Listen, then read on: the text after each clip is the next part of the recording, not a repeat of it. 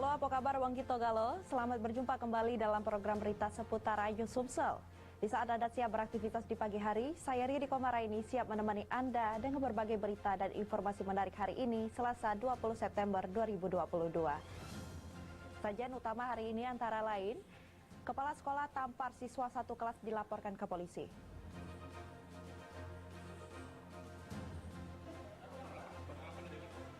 Pemkot Prabobuli siapkan dana miliaran rupiah bantu warga terdampak kenaikan BBM.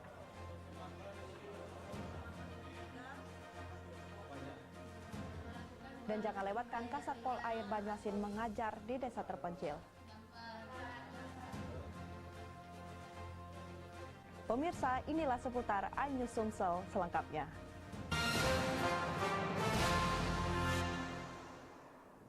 Aksi kepala sekolah di Ogan Ilir menampar siswa satu kelas diduga ada siswa yang merokok berbuntut panjang. Sang kepala sekolah pun dilaporkan orang tua siswa ke polisi. Aksi kepala SMA Negeri 1 Pemulutan Selatan, Kabupaten Ogan Ilir yang menampar siswa satu kelas dan videonya viral di media sosial berujung pidana. Sejumlah orang tua siswa melaporkan sang kepala sekolah ke polisi. Mereka meminta polisi agar menindaklanjuti dan memproses oknum kepala sekolah tersebut secara hukum. Orang tua siswa menilai ulah kepala sekolah tersebut tidak wajar. Kepala sekolah dianggap tidak memberikan pendidikan kepada siswa, justru memberikan contoh kekerasan. Aksi kekerasan yang dilakukan Kepala SMA Negeri 1 Pemulutan Selatan Ogan Ilir menampar siswa satu kelas diduga dipicu siswa yang merokok. Saat ditanya, para siswa tidak ada yang mengaku sehingga kepala sekolah menghukum mereka dengan menamparnya. Namun hukuman yang diberikan kepala sekolah tersebut justru mendapat protes dari orang tua siswa dan melaporkannya ke polisi. Nah, jadi seluruh siswa dalam satu kelas itu dihukum, dipanaskan. Nah, lalu setelah itu masih ditanya lagi siapa yang merokok itu, tidak ada yang jawab. Nah, lalu ditamparlah mereka satu persatu gitu. Nah, setelah itu baru ada yang mengaku. Orang tua siswa meminta polisi dan dinas terkait untuk menindak tegas oknum kepala sekolah tidak melakukan kekerasan dalam mendidik siswanya. Dari Ogan Ilir, Fitriadi, iNews melaporkan. Pemerintah Kota Prabobuli menyiapkan anggaran miliaran rupiah untuk membantu warga yang terdampak kenaikan harga BBM bersubsidi. Saat ini pemerintah kota melalui dinas terkait tengah mendapat warga yang berhak untuk mendapatkan bantuan tersebut. Driver ojek, supir angkot, dan warga miskin yang tak mendapatkan bantuan penerimaan keluarga harapan atau PKH dan bantuan langsung tunai dalam waktu dekat akan mendapatkan bantuan dari pemerintah kota Prabobuli dampak kenaikan harga bahan bakar minyak bersubsidi oleh pemerintah pusat. Wali Kota Prabobuli Ridho Yahya menyatakan pemerintah kota akan menyiapkan anggaran sebesar 2% dari dana alokasi umum dana bagi hasil atau DBH yang dianggarkan pada Oktober 2022 hingga Desember 2022 guna memitigasi dampak inflasi. Anggaran 3,9 miliar tersebut tidak hanya berupa bansos, namun digunakan untuk penciptaan lapangan kerja dan pelatihan. Meski belum diketahui pasti jumlah penerima bansos, namun masyarakat akan mendapatkan uang sebesar Rp150.000 per bulan selama 3 bulan. Cepat data, duitnya lah ada, makin cepat data, makin cepat kita distribusikan. Itu APBD atau APBN? APBD, pemangkasan dari APBD 2% dari Dauda sama. Berapa Pak 2% dari Dauda? Kalau yang kitanya total lebih kurang 3,9 M. Itu dibagi kriteria, ada pengojek, ada bantuan yang susah tadi. Agar pemberian bansos tidak tumpang tindih, masyarakat yang terdaftar sebagai PKH tidak mendapatkan lagi BLT BBM. Dari Prabobuli, Peri Berima, iNews melaporkan.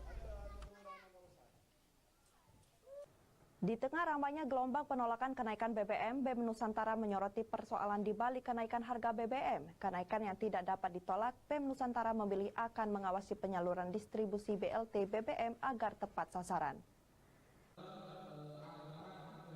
Menyoroti persoalan kenaikan harga bahan bakar minyak yang berbuntut reaksi penolakan masyarakat, mahasiswa dan organisasi kelembagaan Badan Eksekutif Mahasiswa Nusantara memilih membedah kebijakan pemerintah di balik kenaikan harga bahan bakar minyak.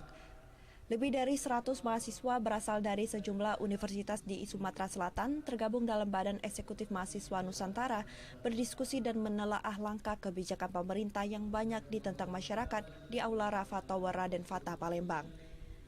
Jika penurunan tidak dapat dilakukan, Badan Eksekutif Mahasiswa Nusantara akan mengawal dan mengawasi penyaluran distribusi bantuan langsung tunai atau BLT subsidi BBM yang diberikan pemerintah agar tepat sasaran. Kenaikan harga bahan bakar minyak dilakukan oleh pemerintah sekitar 30% lebih, dilansir kekhawatiran jebolnya APBN yang semakin besarnya beban subsidi dan ketidaktepatan sasaran pemberian subsidi BBM. Kita dari BEM Nusantara menyarankan ataupun merekomendasikan kepada pemerintah bagaimana mengatasi dampak-dampak daripada terjadinya kenaikan BBM subsidi ini agar kemudian tidak memberatkan masyarakat. Kita merespon kegiatan ini adalah kegiatan kemanusiaan yang jelasnya, kegiatan yang memang dijalankan oleh para mahasiswa, terutama BEM Nusantara itu sendiri. Diskusi BEM Nusantara ini akan direkomendasikan pada Menteri Energi dan Sumber Daya Mineral untuk memberikan solusi agar kebisingan di tengah masyarakat tidak berlanjut dan pemerintahan dapat bekerja dengan baik. Penyaluran dan distribusi BBM juga merata hingga sampai ke pelosok, tak terkecuali warga desa dan para nelayan. Dari Palembang, Muhammad Riza Falevi, iNews melaporkan. Komisi Pemberantasan Korupsi melakukan roadshow jelajah negeri bangun anti korupsi di Kota Prabu Mulih. KPK berharap pemerintah daerah baik eksekutif maupun legislatif dapat menjauhi perilaku koruptif yang dapat merusak bangsa Indonesia. Deputi Bidang Pendidikan dan Peran Serta Masyarakat Komisi Pemberantasan Korupsi, Wawan Wardiana, di hadapan anggota DPRD Kota Prabu Mulih dan aparatur sipil negara di lingkungan Sekretariat DPRD menegaskan jika saat ini sebanyak 400 lebih anggota legislatif ditangkap karena terlibat korupsi. Menurutnya, gubernur, bupati, dan wali kota serta anggota legislatif merupakan produk partai politik. Oleh karena itu, sosialisasi terus dilakukan KPK dengan menyasar para pengurus partai politik. DPR dan DPRD ini kan produk dari partai politik. Makanya sekarang selain kita memberikan tadi sosialisasi kepada gubernur, bupati, wali kota dan DPRD ini, partai politik ini menggunakan status karena partai politik inilah yang menghasilkan mereka di sini kan gitu. Kalau ada apa-apa dari partai politik ya ini juga pasti ikutan gitu kan. Ketua DPRD Kota Prabu Mulih Sutarno menyambut baik langkah KPK dalam melakukan pencegahan sejak dini perilaku korupsi di lingkungan pemerintahan, termasuk DPRD. Ia berharap ke depan Kota Prabu Mulih dapat bebas dari korupsi. Harapan ke depan yang jelas Kota Prabu Mulih bebas korupsi. Jadi dalam hal ini kan sesuai dengan MCP tadi tinggi, realisasi itu kan sekitar 69 tadi kan. Selain pimpinan, anggota DPRD dan Deputi Bidang Pendidikan dan Peran Serta Masyarakat KPK turut hadir juga Kasatgas Korsub 2 KPK Andi Purwana. Kegiatan sosialisasi dipusatkan di Taman Prabu Jaya diikuti seluruh organisasi perangkat daerah. Dari Prabu Mulih, Beri Beriba, iNews melaporkan. Disduk Capil Kota Palembang terus berinovasi dalam meningkatkan pelayanan dengan meluncurkan aplikasi Semedi, Semenit Mesti Jadi. Inovasi ini diharapkan dapat membantu masyarakat dalam kepengurusan surat menyurat dan tak perlu menunggu lama. Selain sigap dalam melayani kepengurusan surat menyurat bagi masyarakat, di Disduk Capil juga dituntut untuk tanggap dan cepat dalam menyelesaikan kepengurusan surat. Untuk itu, Disduk Capil melakukan inovasi dengan meluncurkan program Semedi, Semenit Mesti Jadi. Program ini untuk mempermudah masyarakat yang ingin melakukan perubahan elemen seperti perubahan mata pencarian, perubahan alamat foto, serta kehilangan. Program ini baru berjalan selama 6 bulan dan dampaknya sangat dirasakan masyarakat. Selain penyelesaian surat menyuratnya lebih cepat, Disduk Capil juga melakukan jemput bola dengan menurunkan mobil pelayanan berkeliling di 14 kecamatan di Kota Palembang. Beberapa inovasi kita, salah satunya yaitu Semedi, Semenit Mesti Jadi. Jadi kalau yang bersangkutan datang dengan menggunakan sidik jari, maka harus selesai pada itu. Untuk syarat utamanya itu apa, Bu? Tergantung apa yang memang harus diurus, misalnya karena perubahan elemen, misalnya karena dia perubahan mata pencarian, saya pekerjaan, perubahan alamat, ganti foto, atau juga hilang. Sejauh ini kendala dalam pelayanan ini hanya sistem jaringan serta belum dapat menerbitkan KTP baru karena pada bus layanan administrasi kependudukan belum memiliki peralatan perekaman Dari Palembang, Erwin Setiawan, iNews melaporkan. Berita selanjutnya, Kasat Pol Air Banyuasin mengajar di desa terpencil. Saksikan beritanya sesaat lagi.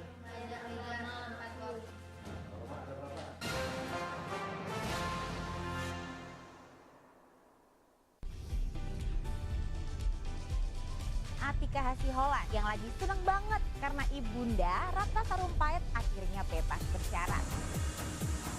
Kali ini Ruben akan melaporkan oknum yang dianggap menghina Betan dan Thalia Onsu.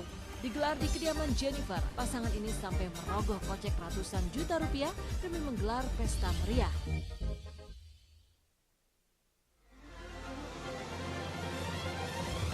Tim gabungan kembali mengevakuasi korban kecelakaan bus Wijaya. Pemirsa, polisi akan mengumumkan hasil uji balistik penembakan gedung DPR. Pemirsa, razia minuman keras di Tangerang, Banten diwarnai kejar-kejaran polisi dan beberapa pemuda mabuk.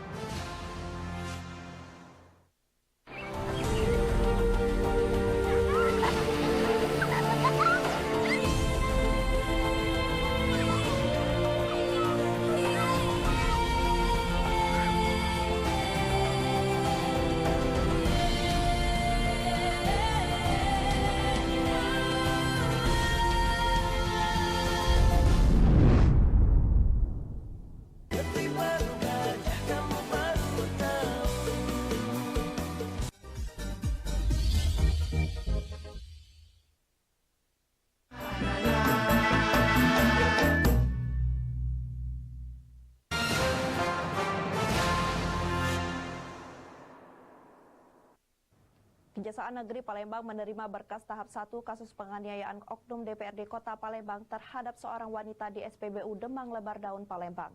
Dari berkas yang masuk, 4 orang saksi telah memberikan keterangan. Kejaksaan Negeri Palembang telah menerima berkas perkara oknum anggota DPRD Kota Palembang yang terlibat penganiayaan terhadap seorang wanita saat antrian BBM di SPBU Demang Lebar Daun, Palembang beberapa waktu lalu. Aksi penganiayaan tersebut sempat viral di media sosial dan mendapat perhatian warga. Kasih Intel Kejari Palembang, Fendi Hasibuan menyatakan berkas yang diterima merupakan tahap 1. Dalam berkas perkara tersebut ada 4 orang saksi yang diperiksa penyidik kepolisian dan telah memberikan keterangan. Kejari Palembang akan memeriksa berkas perkara yang melibatkan oknum anggota DPRD Kota Palembang, Sukri Zen. Untuk perkara Sukri Zen, Kejari Palembang menerima berkas perkara tahap 1 itu tanggal 7 September 2022 kemarin atas korban yang bernama Juwita Puspitasari. Selanjutnya, bila berkasnya sudah diteliti pihak kejaksaan dan dinyatakan lengkap dengan buktinya, akan dikembalikan lagi ke polisi dan baru akan dilakukan tahap 2 atau P21. Dari Palembang, Guntur Riansyah, iNews melaporkan. Pelaku pencurian di toko kerupuk terekam CCTV saat hendak melakukan aksinya. Namun aksi pelaku berubah zong setelah pelaku gagal mendapati uang yang tak ada di dalam toko. Rekaman CCTV ini memperlihatkan aksi pelaku pencurian di sebuah toko kerupuk, Jalan KH Azhari, Kelurahan 13 Ulu, Kecamatan Seberang Ulu 2, Palembang. Dari rekaman video CCTV milik toko terlihat pelaku yang menggunakan tas dan helm masuk ke dalam toko untuk mencari uang yang berada di dalam lemari kasir pada pagi hari pukul 4.30 waktu Indonesia Barat. Namun malang, aksi pelaku berbuah zong setelah uang yang dicari pelaku tak ada di dalam toko kerupuk tersebut. Dengan wajah tertunduk, pelaku pun keluar dari toko sambil menutup kembali pintu rolling door yang sempat dirusak oleh pelaku. Selain gagal mencuri, aksi pelaku pun viral di media sosial Instagram. Karyawan toko baru mengetahui kejadian tersebut setelah melihat pintu rolling door sudah rusak. Pas sudah buka toko tuh, ini kuncinya sudah nyampak ke kasir lagi di bawah. Sudah posisi tebuk ini, kunci sudah rusak ya? Iya, kasir lagi kunci gemboknya. Itu kejadian jam berapa deh itu? Jam 4 lewat. Subuh. Kasus pencurian di sebuah toko kerupuk ini masih dalam penyelidikan polisi. Dari Palembang, Muhammad David, iNews melaporkan. Mengabdi bagi nusa dan bangsa, pedoman hidup ini dilakoni Ibtu Iman Sohibi, Kasat Pol Air Kabupaten Banyuasin. Selain sebagai anggota Polri, Ibtu Iman Sohibi juga menjadi seorang pengajar demi mencerdaskan anak-anak yang tinggal di desa terpencil kawasan perairan. Sebagai Kasat Pol Air yang berdinas di Kabupaten Banyuasin untuk menjaga keamanan wilayah perairan, Ibtu Iman Sohibi juga mengayomi dan melayani masyarakat di desa terpencil kawasan perairan dengan menjadi seorang pengajar. Ibtu Iman Sohibi terpanggil untuk membantu dan berbagi ilmu pendidikan kepada murid-murid pesantren dengan keramahan dan kelemah lembutannya sebagai pengayom masyarakat. Para siswa maupun siswi sangat bangga diajar oleh Bapak Polisi berseragam biru ini. Ibtu Iman Sohibi mengajar mata pelajaran PPKN pada hari Rabu di Pesantren Darussalam, Desa Bunga Karang, Kecamatan Tanjung Lago, Kabupaten Banyuasin. Inisiatif Ibtu Iman Sohibi untuk memberikan mata pelajaran kepada para siswa ini disambut baik pengajar di pesantren dan anak didik. Memberikan support, memberikan motivasi kepada anak-anak bahwasanya pesantren tidak hanya terkait atau berkutat hanya di seputar agama, tapi tentunya juga masalah kewarganegaraan, masalah Indonesia, juga masalah hal yang umum. Tentunya mereka bangga punya guru dari kepolisian. Untuk mencapai lokasi pesantren Darussalam, Iman Sohibi menggunakan speedboat dengan jarak tempuh beberapa jam dari markas Satpol Air Banyuasin. Iman Sohibi mengaku ikhlas dan bangga bisa berbagi ilmu pendidikan kepada anak-anak yang tinggal di desa terpencil kawasan perairan. PPKN memberikan moral-moral terhadap murid-murid, siswa dan siswi, jadi supaya dari awal, dari dini dia sudah mengetahui bagaimana cara mengetahui tentang norma-norma, supaya nanti pada saat dia berkembang sampai dewasa dan bekerja, dia bisa berhidup bersosialisasi kepada masyarakat. Ibtu Iman Sohibi bertekad akan terus mengabdikan diri sebagai anggota Polri dan mengayom masyarakat, termasuk menjadi tenaga pendidik bagi anak-anak yang tinggal di daerah terpencil yang sulit dijangkau dengan transportasi umum. Dari Banyuasin, Ahmad Syaiful, iNews melaporkan. Demikian saja seputar iNews Sumsel hari ini. Terus saksikan program seputar iNews Sumsel setiap Senin hingga Rabu pukul 5.30 pagi waktu Indonesia Barat. Saya Riri, sampai jumpa.